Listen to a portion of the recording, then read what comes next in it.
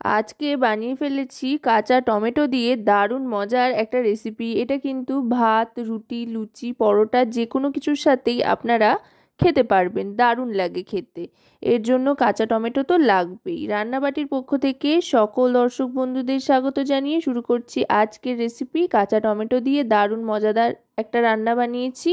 এতে কাঁচা টমেটোগুলোকে লম্বা লম্বা পাতলা পাতলা সরু করে কেটে নিয়েছি, আর আলুগুলো একই রকমভাবে কেটে নিয়েছি।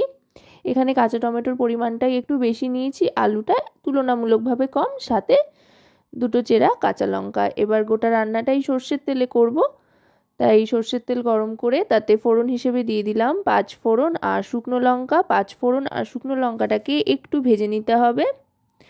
ফোড়নটা একটু ভাজা ভাজা হয়ে যাওয়ার পর দিয়ে দিচ্ছি লম্বা লম্বা সরু করে কেটে রাখা আলুর টুকরোগুলো। আলুগুলো একটু ভেজে নেব ভালো করে।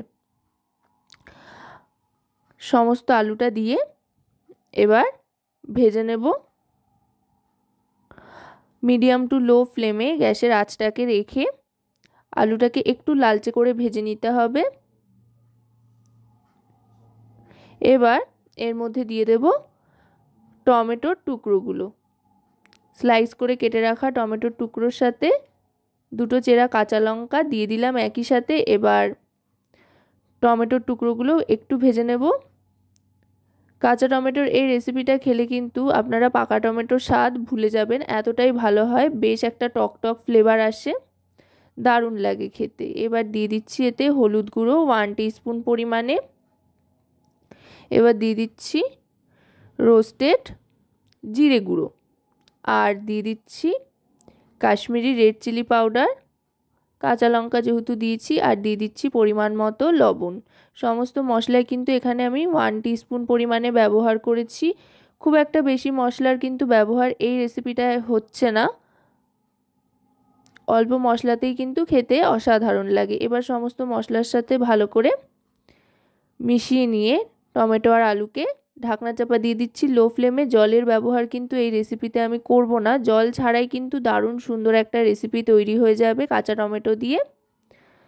বাচ্চা থেকে বড় সকলেরই কিন্তু খুব পছন্দ হয় এই রেসিপিটা।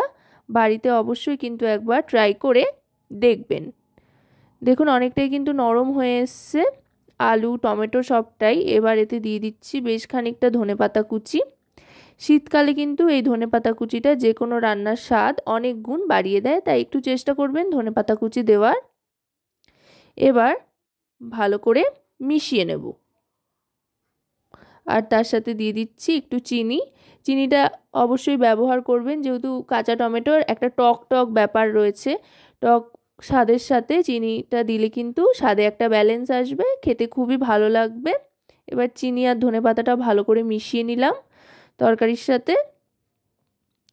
মিশিয়ে এবার গ্যাসের ফ্লেমটা মিডিয়াম টু লোতে রেখে ভালো করে নাড়াচাড়া করে নিয়ে একটু মাখো মাখো টেক্সচার চলে আসলে গ্যাসের ফ্লেমটা অফ করে দিয়ে সার্ভ করে দিচ্ছি। আশা করব রেসিপিটি আপনাদের ভালো লাগবে। যদি রেসিপিটি আপনাদের ভালো লাগে তো অবশ্যই রান্নাবাটি চ্যানেলটিকে সাবস্ক্রাইব করে লাইক শেয়ার কমেন্টের মাধ্যমে আমাদের পাশে থাকবেন, আর পাশে থাকা বেল আইকনটি অন করে দেবেন সবার আগে সমস্ত রকম রান্নার নোটিফিকেশান পাওয়ার জন্য। আর যদি রেসিপিটি আপনারা আমাদের ফেসবুক পেজে দেখেন তো অবশ্যই রান্নাবাটি ফেসবুক পেজটিকে ফলো করার অনুরোধ রইল।